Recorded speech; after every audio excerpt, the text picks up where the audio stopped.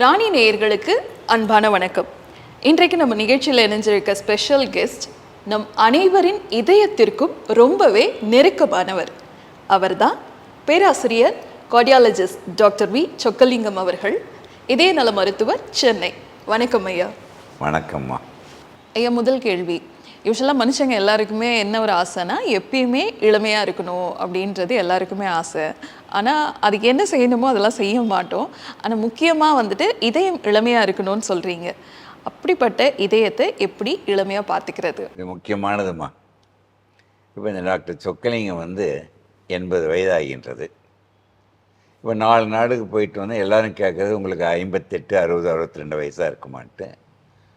ஒரு லண்டனில் ஒரு ஸ்டூடெண்ட் கேட்குறாங்க, இல்லை I want to verify your birth certificate கொடுங்கன்றாங்க. ஸோ 80 வயது இருக்கின்ற சொக்கலிங்கம் உன்னை விட இளமையாக தோன்றுவதற்கு நீ அவனை சொன்ன மகிழ்ச்சி மட்டும். ஸோ அதுக்கு தான் எல்லா நேயர்களும் கேட்குறேன், இதயம் என்று பேச தெரிந்து வென்றால் அது உங்களை என்ன கேட்குன்னு கேட்டேன். ஒவ்வொருத்தரும் என்ன சொன்னாங்க, உடற்பயிற்சி, உணவு, சந்தோஷம். ஒருத்தர் சொன்னாங்க ஓய்வு எடுத்துக்கணும். ஓய்வு எடுத்துக்கொண்டு நம்ம இறந்துடுவோம். ஸோ இறைவனும் இயற்கையின் படைப்பிலோ இந்த இதயம் 125 வருடங்கள் இயங்குவதற்கு படைக்கப்பட்டது. அபூர்வமான ஒரு மசில் பம்பும் அது. இப்போ எது வாங்கினாலும் சரி, வேரண்டர் போயிடும், மாற்றினோம், அப்படி தானே உண்டு. இந்த 125 வருடம் வாழ்கின்ற சக்தி பெற்ற இதயம் இந்த மக்கள் வாழ்க்கை முறையால் எல்லாத்துலேயும் fast food, fast travel, fast communication அதெல்லாம் இருக்கும் பொழுது இதயம் பார்த்திங்கன்னா, இதை பாருங்கள், ஒன்று முக்கியமான ஒன்று சொல்ல விரும்புகிறேன் நேயர்களுக்கு. இதுதான் இதயத்துடைய மாடல். இதயம் கையளவு மார்பில் இடது பக்கம் இருக்குது. அது ஒரு நிமிடத்திற்கு 72 முறை துடிக்குது, ஒரு நாளைக்கு 1,00,000 முறை. அந்த இதயம் ஒரு நாளைக்கு 1,00,000னா ஒரு மாதம், ஒரு வருடம், 50 வருடம், 100 வருடம்னா இடைவிடாமல் இயங்கிக் கொண்டு காத்து கொண்டு உங்கள் உயிரை காப்பாற்ற இதயம் படைக்கப்பட்டது. அதில் ஒன்று முக்கியமாக என்ன சொல்ல விரும்புகிறேன்னா, இதயம் இந்த வாழறதுக்கு 125 சொன்னல. அன்ஃபார்ச்சுனேட்டாக இப்போ சமயத்தில் பார்க்குறேன், என்னுடைய 56 வருடம் அனுபவத்தை முடித்து இந்த 57 வருடம் என் இதயத்தில் அனுபவத்தை துவங்கும் நன்னாளில் நான் முதல்ல ஹார்ட் ஸ்பெஷலிஸ்ட்டாக இருக்கும்பொழுது 56 வருஷத்துக்கு 70, 80 வயதை கடந்து தான் ஹார்ட் அட்டாக் வந்ததுமா. இப்போ சமீபமாக பார்க்கின்றேன், அந்த 80, 70ஆக, 60ஆக, 50, 40ஆக, 30ஆக, நீ சொன்ன ஒன்று ஆச்சரியப்படுவீங்க, சமீப காலமாக 20 வயதுலேருந்து 30 வயது ஆண்கள், பெண்கள் இந்தியாவில் மட்டும் 90 பேர் இறக்குறாங்கம்மா. ஒரு மணி நேரத்துக்கு இல்லை, ஒரு மணி நேரத்தில் 90 பேர். இது பார்த்து எனக்கு ரொம்ப மனசு கஷ்டமாகி இதை முற்றுப்புள்ளி வைக்கிறது தான் இந்த உங்களுடைய மீடியா மூலம் மக்கள் கேட்குறவங்களுக்கு இதை பயனடையணும்னு பார்க்குறேன்.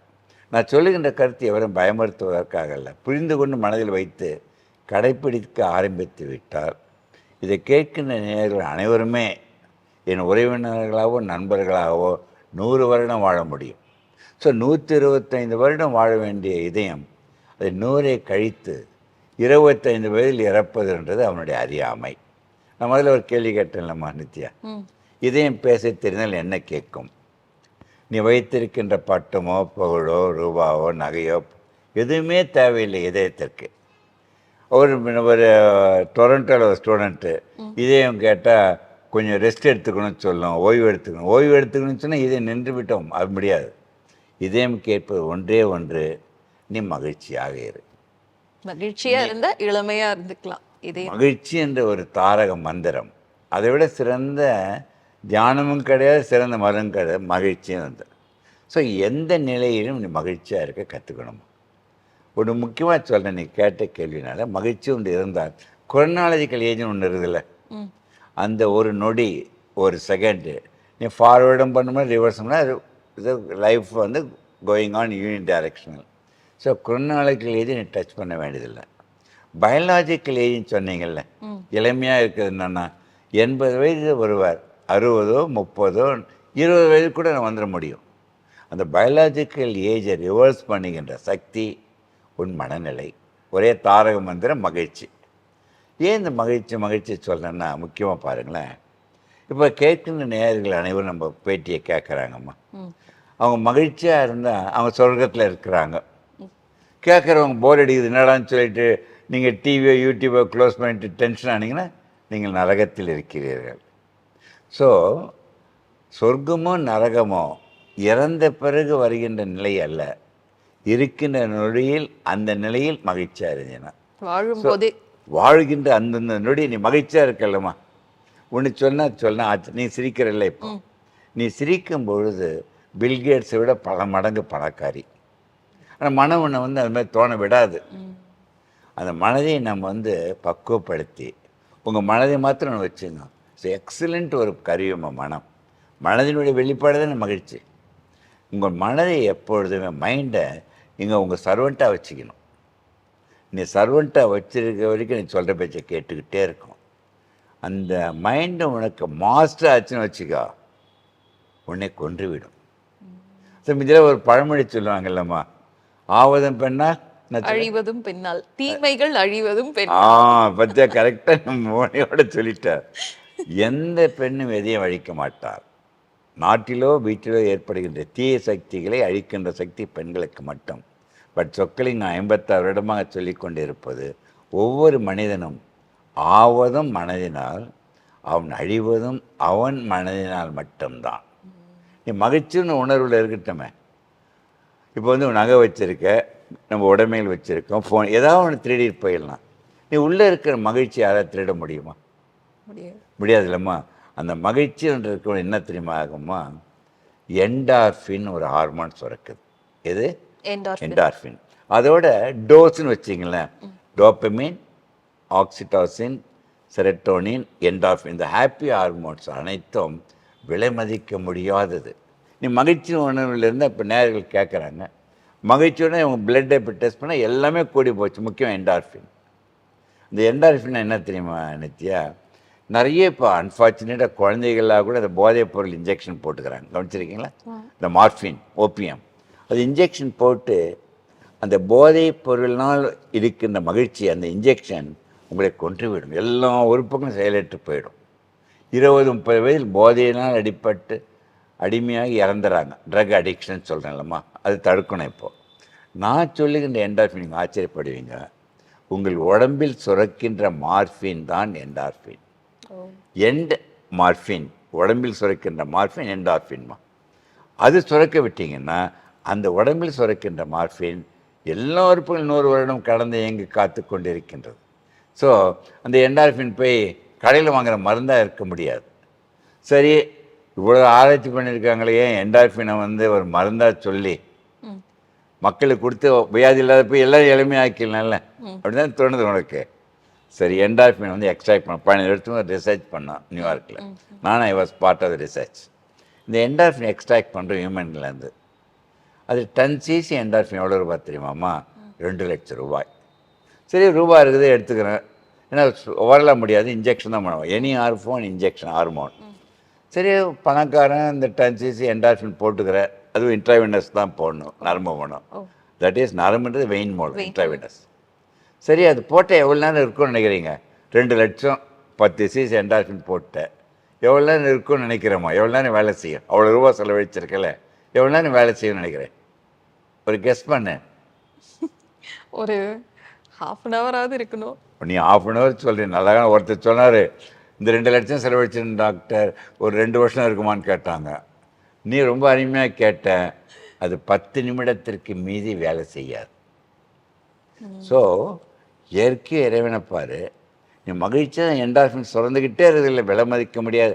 அது ஒன்று தான் அந்த பயாலஜிக்கல் ஏஜை ரிவர்ஸ் பண்ண முடியும் பொழுது இதயம் இளமையாகி எல்லா உறுப்புக்களும், இப்போ இதயம் காக்கின்ற சொக்கலிங்கம், இதை சொல்லிக்கிறதை கடைபிடித்தால் போதும். ஒரு பேட்டியில் கேட்டாங்க, சார் இதயம் காக்க சொல்லிட்டீங்களா சார்? மூளையை காக்க, நுரையீரலை காக்க, கல்லீரலை காக்க, ஒவ்வொரு உறுப்புகளும் காக்க வேண்டிய அவசியமே கிடையாது. இதயம் காக்க கற்றுக்கொண்டால் எல்லா உறுப்புகளும் நன்றாக வாழ கற்றுக்கொள்ளுமா. இதுதான் மெயின். இது முக்கியம். அது இன்னொன்று உங்களுக்கு சொல்கிறேன். இப்போ சமயத்தில் நான் உலக அளவில் ஒரு 4 நாடுகளுக்கு போயிட்டு வந்தேன். நேர்களுக்கு வைக்கிறேன், உங்கள் மூலையும் இதை கேட்குறேன். இது வந்து பாருமா, எல்லாருக்கும் தெரிய நினைக்கிறேன். 0 என்றது மகிழ்ச்சி, 10 என்றது மகிழ்ச்சி. டிஃப்ரெண்ட் ஸ்கேல்ஸ்மா. நான் நித்யா இந்த லெவலில் நேர்கள் எல்லாம் கேட்பேன். மீட்டிங்கில் 1000 பேர் 10,000 பேர் மீட்டிங்லாம் கேட்பேன். ஸ்கோர் கூட போட சொல்லுவேன். ஓகே, நீ 1லேருந்து 10 மகிழ்ச்சியில் நீ எந்த மகிழ்ச்சியில் இருக்க நித்யா? 9ல இருக்க. 9ல் இருக்கிற நீ ரொம்ப ரொம்ப பிரமாதம். 9ல் இருந்தாவே போதும், என்னுடைய பொண்ணாவே இருப்ப. நீ பேசுகிற வர வாய்ப்பு ரொம்ப இல்லை. நன்றி. 9 ஆக்சுவல் நிறைய பேர் பெரிய பணக்காரங்களாம் மீட்டிங்கில் பார்ப்பேன் 3 4 5ன்றாங்கம்மா. அவருக்கு சொல்லுவது அனைத்து நீ 9 சொன்னது கூட மகிழ்ச்சி. இது பாருங்க, எப்பொழுதெல்லாம் நீங்கள் 10க்கு கீழே நீ ஏன் சொல்கிறேன்னா 5 4 8 9ன்றது வெளியில் ஏற்படுகின்ற சூழ்நிலை உன் மகிழ்ச்சியை குறைத்து வைத்திருக்கின்றது. வெளி சூழ்நிலைகள் மகிழ்ச்சி எப்படியா இருந்துட்டு போகுது. நீ உள்மனதில் மகிழ்ச்சி என்பதை உணர்ந்து வாழ்ந்து 10 என்ற லெவலில் எப்பொழுதுமே இருக்கணும். நீ நம்ம மகிழ்ச்சியா இருக்கணும் முடிவு பண்ணிட்டா யாரும் ஒன்றும் செய்ய முடியாது. பத்தியா கரெக்டாக 10 என்ற மகிழ்ச்சியில் இருந்து என்டார்ஃபின் சுரக்க வைத்து கொண்டே உன் பிரச்சனைகளை 3 நாள் இருக்கிற பிரச்சனைகளை போக்க முயற்சி பண்ணு. முயற்சி பண்ணுறதில்ல, அதுதான் உன்னுடைய வெற்றி. இல்லை சொக்கலிங்க 2ல் இருக்கேன், இப்போ 3ல் இருக்கேன், ஒவ்வொன்றா க்ளோஸ் பண்ணிட்டு 10ல் வரேன்னா அந்த வாழ்க்கையின் பயணத்தில் அவன் இறந்துடுறாம்மா. ஸோ உள்மனதில் மகிழ்ச்சி என்ற 10ல் இருந்து கொண்டு வெளியில் ஏற்படுகின்ற மகிழ்ச்சி குறைவாக இருப்பதை போக்குவதற்கு முயற்சி பண்ணணும். ஸோ முக்கியமாக ஒன்று சொல்ல வரேன் பாருங்களேன். ஸோ அனைத்து நேயர்களும் இப்போ உன்னை கேட்குற எதில் இருக்க இப்போ நித்யா சொல்லி இப்போ வரைக்கும் 9 இருக்கு. இப்போ உங்களோட இதை கேட்டு இனிமேல் வந்துட்டு அந்த 10 ஆக்கிக்கிறதுக்கு முயற்சி பண்றேன். முயற்சி பண்ணாது இப்போலேருந்து நீ இப்போலேருந்தே 10. இப்போ 10ன்னு சொல்லிட்டா என் உறவினராக 100 வருடம் இருக்க போகிறேன். ஸோ நான் எல்லாரும் வந்து சொக்கலிங்க பேர் வந்து கடவுள் பேர் வச்சு எங்கள் தாத்தா பேர். நான் தெய்வமாக வந்து உங்கள் பிரச்சனைகளை போக்க முடியாது. பட் ஒன்றை நான் ஆணைத்தரமாக சொல்ல முடியும், எந்த சூழ்நிலையும் நீ மகிழ்ச்சி இழக்காது. எண்டாவது சுரந்த வீடு அது வச்சுட்டா போதும். இப்போ என்ன சொல்ல வரேன்னா, ஓகேம்மா ஒரு பிரச்சனை வருது மனிதருக்கு. சரி, ஒரு மனிதன் இப்போ 840 கோடி ஜனத்தொகை. ஒருவனை கூப்பிட்டு இவன் பிரச்சனை இல்லைன்னு ஒருத்தனை காட்ட முடியுமா? வாய்ப்பே இல்லை. அப்படி ஒருத்தனை காட்டினா அவன் மனிதனே இல்லை. ஸோ இதுலேருந்து ஒன்று என்ன புரிஞ்சுக்கிட்டோம், எந்த மனிதனும் பிறந்து வாழ்ந்து இறக்கின்ற வரை பிரச்சனையற்று இருக்க முடியாது. அது முடிவு பண்ணிட்டீங்களே. ஆமாம். அந்த உண்மையில் அந்த பிரச்சனையை தான் அவனை வாழ வைத்து கொண்டிருக்கிறது. சரி, இன்றைக்கி நாளைக்கு காலை எழுந்து சொக்கலிங்க சிவபெருமான் அவதாரமே வந்து உலக மக்களுக்கு எல்லா பிரச்சனையும், அது இந்துவோ முஸ்லீமோ கிறிஸ்டினோ எல்லா பிரச்சனையும் போய்க்கணும் வச்சுங்க, அடுத்த நாள் எழுந்தால் அவனுக்கு வாழ பிடிக்காது. ஸோ மனிதனை வாழ வைப்பது பிரச்சனை, பிரச்சனையில் வாழ கற்றுக்கொள்வதுதான் வாழ்க்கையின் தன்மை. இது முக்கியமாக பாருங்களேன். நம்ம நேயர்களெல்லாம் இப்போ அறிவாளி ஆகிட்டாங்க. அதுக்கெல்லாம் புரிய வைக்க தான் அந்த நீங்கள் நினச்ச கூட இருக்க மாட்டேன். அந்த உரையாடல் எப்படி இருக்கணும்னு பார்த்தீங்கன்னா, எப்போ மகிழ்ச்சி வரும் தெரியுமாம்மா? மனம் அமைதியாக எண்ணும். எப்போ மனம் அமைதியாக தெரியுமா? உன்னை அறிந்த நிலையில் மனம் அமைதியாகிடும். இப்போ நான் 20 டிகிரி வச்சுருக்கேன். இந்த அறிவு என்பது வைத்திருக்கின்ற பட்டங்களால் அறிவு அல்ல. அந்த காலத்தில் 20,000 வருஷத்துக்கு என்ன சொல்லியிருக்கேன் தெரியுமா? அறிவு என்பது தன்னை அறிவது தான். எவன் ஒருவன் தன்னை அறிந்து விட்டாலோ அவன் அமைதியான மனம் மகிழ்ச்சி ஆகிடும். இது முக்கியமாக ஒன்று சொல்கிறேன். மகிழ்ச்சி எதில் தெரியுமாம்மா? தன்னிடம் இருப்பதை மற்றவர்கள் கொடுப்பதில் தான் மகிழ்ச்சி. அது எதுவாக இருக்கட்டும், நேரமாக இருக்கட்டும், உழைப்பாக இருக்கட்டும், உன்னுடைய எந்த இதெல்லாம் பண்ணிகிட்ருக்கல, அறிவு, நேரம், உழைப்பு, பணம் எதுவுமே கொடுக்கின்ற இடத்துல தான் மகிழ்ச்சி குறையாது. நீ வாங்குகிற இடத்துல போய்ட்டால் மகிழ்ச்சி குறைஞ்சிடும். அதை விட மிக மகிழ்ச்சியே தெரியுமாம்மா? விட்டு கொடுப்பதில் மகிழ்ச்சி ரொம்ப அதிகம். நிறைய பேர் அந்த விட்டு கொடுப்பில் என்ற அது ஒரு சின்ன வார்த்தை, சாதின்னு சொல்ல மாட்டாங்க. அந்த விட்டு கொடுப்பதனால் கணவன் மனைவி உறவுகள், சுற்றங்கள், நாடுகள் அனைத்தும் அழிந்து கொண்டு இருக்கின்றது. அதில் ஏதோ உன்னதத்தினே உண்மையாக வச்சுக்கிறோமா?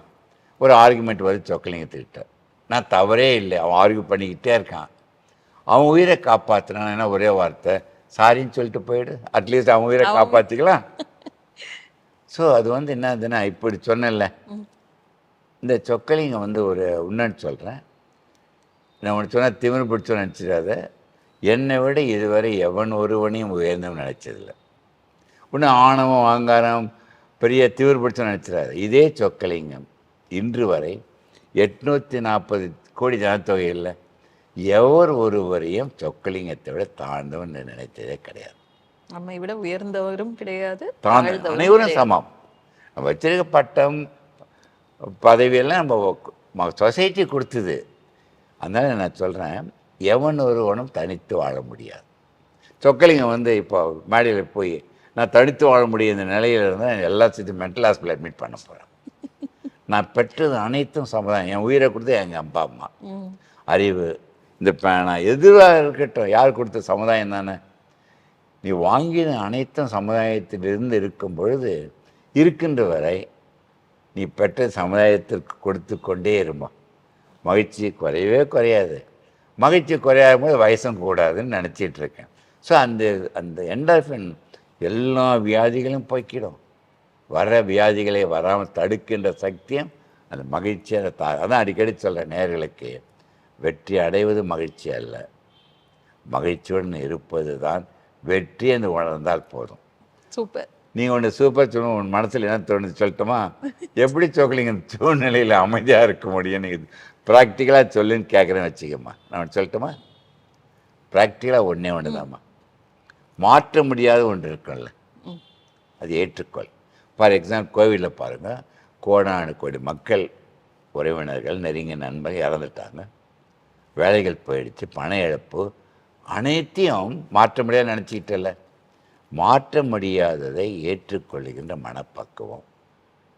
மாற்றக்கூடும் என்று நினைத்தால் முயற்சி செய்து மாற்றுகின்ற வலிமை பெறுவது, ரெண்டு தான் பாகுபடுத்தி அறிவது தான் ஞானம். மாற்ற முடியாததுக்கு நம்ம அடாப்ட் ஆயிரணும். அந்த இதுக்கு அக்செப்ட் பண்ணிடணும். அக்செப்ட். சரிம்மா, உங்கள் நெருங்கிய உறவினர் இறந்துட்டாங்க, நீ கஷ்டப்படுற நித்தியா. கஷ்டப்படுவோம், உனக்கு ஹார்ட் அட்டாக் வருது, உன்னை குணப்படுத்திடுறேன். அங்கே இறந்தவங்க வந்துடுவாங்களா? மாட்டாங்க. ஸோ ஒரு பிரச்சனையே ஒன்று இருந்து அந்த பிரச்சனையை கவலைப்படுவதால் பிரச்சனை போகாது. உன்னும் கவலைப்பட்டால் போவது ஒன்றே ஒன்று, உன் உயிர் மட்டும் போய்விடும். ஸோ பிரச்சனை ஒன்று இருந்தால் ரெண்டு வச்சு மாற்ற முடியுமா? மாற்ற முடியாது. தெரிஞ்சிடல கட்டாயம். அது டிஸ்கிரிமினேட் பண்ணி அறிஞ்ச வாழ்க்கை நடத்தினா நீ ரொம்ப நல்லா வாழ முடியும். ஸோ இன்னொன்று சொல்ல விரும்புகிறேன், 840 கோடி ஜனத்தொகை இல்லை, உன் வாழ்க்கையை எவரிடம் பார்த்து நீ காப்பீடிக்காத. நீ ஒரு தனி மனிதன், நீ ஒரு தனி சக்தி, அது உணர்ந்து வாழணும். நான் அடிக்கடி சொல்கிறேம்மா, ஒரு பிச்சைக்காரனே இருக்கிறான். அந்த பிச்சைக்காரன் மகிழ்ச்சியுடன் பிச்சை எடுத்தால் அவன் பில்கேட்ஸோட பணக்காரன். ஸோ எது செய்வதாக இருந்தாலும் மகிழ்ச்சியார். நிறைய பார்க்குறோம்மா. இப்போ பார்த்தீங்கன்னா கிளினிக்கில் நைட்டு 12 வரைக்கும் ஐடியில் நிறைய வேலை செய்கிறாங்களே. மாதம் 2 லட்சம், 3 லட்சம், 5 லட்சம், மாதம் 10 லட்சம் கூட சம்பாதிக்கிறாங்க. அவர்கள் சம்பாதிப்பில் மகிழ்ச்சி இறப்பதால் தான் என்கிட்ட வந்துடுறாங்க பேஷண்ட்டாக. நான் சொல்லி போகிறேன், செய்கின்ற தொழில் தெய்வமாக நினையேன். Work is worship. ஒர்க் இப்போ லேடிஸ் எல்லாம் ஒர்க் பண்ணுறீங்களம்மா, ஒர்க் அண்ட் லைஃப் இதே மாதிரி பேலன்ஸ் பண்ண கற்றுக்கணும். அதை பேலன்ஸ் பண்ணிக்கிட்டீங்கன்னா you will be very safe. So எந்த வேலையும் நீங்கள் சுமக்கக்கூடாது, அது சுகமென்று நினைத்து வேலை செய்தால். இப்போ 20 மணி நேரம் வேலை செய்கிறேன், பணம் சம்பாதிப்பு முதல்ல ஆரம்பத்தில் இருப்பது அது ஒன்றும் இல்லை. நான் வச்சு நான் அறிந்த அறிவை மக்களுக்கு கொடுத்து மக்கள் இன்னும் வரவேணான்னு முட்டி மோதி பேசிகிட்டு இருக்கேம்மா. அது முக்கியம். எல்லாமே இப்போ நான் சொல்கிற கருத்தை கடைப்பிடிச்சிட்டு சொக்கலிங்கத்துக்கு வேலை இழப்பே செய்யுங்கன்னு சொல்லிகிட்டு இருக்கேன். போதும். இதை நான் ஒரே நேயர்களுக்கு சொல்ல விரும்புகிறேன். இதை லட்சக்கணக்கிலையும் 1000 கோடி கணக்கில் பார்க்க போகிறாங்க. ஒவ்வொரு நேரம் நீங்கள் இன்னைக்கு கற்றுக்கிறத இன்றைக்குள் நீங்கள் குறைந்த 100 பேர் 1000 பேருக்கு இந்த மெசேஜ் நீங்கள் சொன்னீங்கன்னாவே சமுதாயத்துக்கு பேர் நான் தொண்டுன்னு நினைக்கிறேம்மா. நன்றியா. சமீப காலத்தில் இந்தியாவில் ஹார்ட் அட்டாக்ஸ் நிறைய அதிகமாயிருச்சு, இதய நோய்கள் அதிகமாயிருச்சுன்னு சொல்கிறாங்க இல்லையா? உண்மையா? ஏன், என்ன காரணம்? உண்மையானது காரணமா? ரொம்ப ஆச்சரியமாக இருக்கும். இப்போ இந்தியா கேபிட்டல் ஆஃப் சர்க்கரை வியாதி, heart attack, high pressure, cholesterol, cancer எல்லாத்துக்கும் இந்தியா கேபிட்டல் ஆகிப்போச்சு. ஏன்னா நம்ம என்ன பண்ணுறாங்கன்னா, நான் சொல்கிற பாருங்களேன், ஒரு முக்கியமாக சொல்கிறேன் பாருங்களேன். உடல்நலம்ன்றது முதல்ல என்ன டிஃபைன் பண்ணியிருந்தாங்கன்னா, வியாதியற்ற நிலை தான் உடல்நலம்.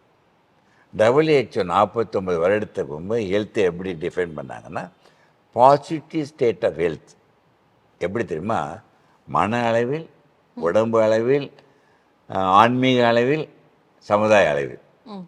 அதாவது positive state of health mentally, physically, spiritually and சோஷியலின்னு டிஃபைன் பண்ணோம். அதில் ஒரு அங்கத்தில் இருந்தால் டிஃபைன் பண்ணும்போது அது 4 சேர்ந்தது தான் ஹோலிஸ்டிக் ஹெல்த். நீங்கள் உனக்கு சொன்னால் ஆச்சரியப்படுவேன். 20,000 வருடத்துக்கு முன்பு முன்னோர்கள் அந்த மைண்ட், பாடி, சோல் 3 சொன்னல, அதே 3 உடல், உயிர், ஆன்மீகம் 3ஐயும் இணைத்து நமக்கு கொடுத்த கேப்சூல் தான் யோகா அண்ட் மெடிடேஷன். நம்மகிட்ட இருந்து உலக மக்கள் அனைவரும் கற்றுக்கிட்டாங்க. சைனா, ஜப்பான், அமெரிக்கா அவங்களாம் போய் கற்றுக்கிட்டு அங்கெல்லாம் ஹார்ட் அட்டாக் வியாதி குறைஞ்சிக்கிட்டே போய் நம்ம கண்டுபிடிச்சி கொடுத்தவங்க அதை கடைப்பிடிப்பதில் நம்ம பேசிக்கொண்டு இருப்பதால் தான் இதை கூடிக்கிட்டே போதும். ஸோ எல்லா வியாதிகளும் மனிதனுக்கு தோன்றுவது மனதிலிருந்து. எதிர்மறை எண்ணம் எப்போ பார்த்தாலும் போட்டி, பொறாமை, வேகம், வேண்டாம், வெறுப்புணர்ச்சி, அந்த எதிர்மறை எண்ணம் இருக்கும்போது மகிழ்ச்சியில் எனக்கு கூடுனா என்டார்ஃபின், எதிர்மறை எண்ணத்தில் அட்ரினலின் கூடுதுமா. அதை கூட்டி வச்சுருக்காங்க. இங்கே பார்த்தீங்கன்னா நிறைய பேர் உறவினர்கள் ஒரு விதத்தில் என்ன நெருக்கமாக இருக்கிறதுனால நிறைய பேர் சண்டை யாருக்கு தெரியுமா வருதுமா? மாமியார் மருமகள். இப்போ மாமியார் மருமகள் சண்டை போயிடுச்சு, பொண்ணுக்கு அம்மாவுக்கு தான் சண்டை அதிகமாக போச்சு. கணவன் மனைவி உறவினர்கள் உன்னை துன்பத்து வருது. பிரைம் மினிஸ்டரோ சீஃப் மினிஸ்டரோ பைடனை துன்பம் மாட்டான், உங்கள் ஃப்ரெண்ட்ஸ் துன்பம் கொடுக்க மாட்டாங்க. உறவினர்கள் நெருங்க நெருங்க ரொம்ப நெருக்க வச்சு அவங்க தான் காரணமாயிடும். இந்த சொத்து சண்டை, உறவு பிரச்சனை, ஈகோ, 2 பிரதர்ஸ் அடிச்சுக்கிறது, 2 சிஸ்டர்ஸ், பிரதர், இது அனைத்துமே நெருக்கம் வரும் பொழுது ஈகோன்னு வந்துடுது. அதை விட அந்த பேராசை, விட்டு கொடுக்குற பணம் வர்றதில்லை, அதனால தான் எல்லாமே அழியிறாங்க. இது ரொம்ப அதிகம் உண்டு. அதை விட முக்கியமாக என்ன சொல்லணும்னா, நம்ம சித்தர்கள் ஞானிகள் கொடுத்தது யாரும் கடைப்பிடிக்கல. அது இன்றையிலேருந்து நம்ம கடைப்பிடிக்க சொல்லணும். Yoga, exercise, meditation. ஒரு மீட்டிங்கில் இவ்வளோ தூரம் பேசுகிறிய சொக்கலிங்க, வாரம் தினந்தோறும் டிவியில் பேசுகிறிய, நீ எவ்வளோ தூரம் மெடிடேஷன் பண்ணுறேன்னு கேட்டாங்க ஒரு லேடி, ஸ்டெல்லா மேரி ஸ்டூடெண்ட்ஸ். நான் உடனே உண்மையாக சொல்கிறேம்மா, நான் சொக்கலிங்க மெடிடேஷனாக பண்ணுறதில்லைன்னு. எப்படிங்கிறது சார், வாரம் பேசுகிறீங்க, எங்களெல்லாம் பண்ண சொல்கிறீங்க அப்படி சொல்லி நம்ம சொன்னேன். 20 நிமிடம் மெடிடேட் பண்ணுறாங்கம்மா. மெடிடேட் 20 மணி நேரம் 20 நிமிடம் பண்ணிவிட்டு 21 நிமிடம் போய் அவன் அப்படியே அரக்கனாயிரான், மிருகமாயிடுறான். பார்த்துருப்பீங்க. மெடிடேஷன் உன் வாழ்க்கையை, உன் மனதை பக்குவப்படுத்த. சொக்கலிங்க என்ன தெரியுமா சொன்ன அந்த கேள்விக்கு, என் வாழ்க்கையே நான் ஒரு மெடிடேஷனாக மாற்றிக்கிட்டேன். நான் என்ன நினைக்கிறேம்மா, நம்ம ஒவ்வொருடைய பிறவி என்ன தெரியுமா, ஒரு தவம், வரத்தினால் வந்தது. ஸோ தவத்தினால் வரத்தினால் வந்த நம்ம உயிரை, வாழ்க்கையை ஒரு தியானமாக நடத்தி கொண்டால், நீ 20 மணி நேரம் வேலை செய்தால் கூட எனக்கு தெரியவே இல்லை. ஸோ அப்படி இருக்கும்போது கான்ஸ்டண்ட்டாக மெடிடேஷன் பண்ணால் அவர்களுக்கு மெடிக்கேஷனே தேவையில்லை. ஸோ இந்த 1 மணி நேரத்தில் 90 பேர் இருக்கிறாங்கன்னு சொன்னாங்களே, ஆண்கள் பெண்கள், அது முற்றுப்புள்ளி வைக்க தான் உங்களோட நான் பேசிகிட்ருக்கேன். அதெல்லாம் கடைபிடிச்சா கட்டாயம் முற்றுப்புள்ளி வைக்க முடியும். ஐயா, அதோட நீங்கள் நிறைய இடத்துல பேசும்போதெல்லாம் சொல்கிறது kill the heart attack before it kills you அப்படின்னு சொல்கிறீங்க. இது சாத்தியப்படுமா? ரொம்ப அருமையான கேள்விம்மா. நீ நல்லா உன்னிப்பாக நம்ம ப்ரோக்ராமில் பார்த்துருக்கம்மா. நீங்கள் பேசும்போது கேட்டுக்கிட்டே இருக்கணும் போல இருக்கு. சரி, இதை பாருங்கம்மா. அதாவது ஹார்ட் அட்டாக்குன்னு சொல்கிறோம்ல, தப்பான செய்தி. ஹார்ட் நம்மளை அட்டாக் பண்ணுறதே இல்லை.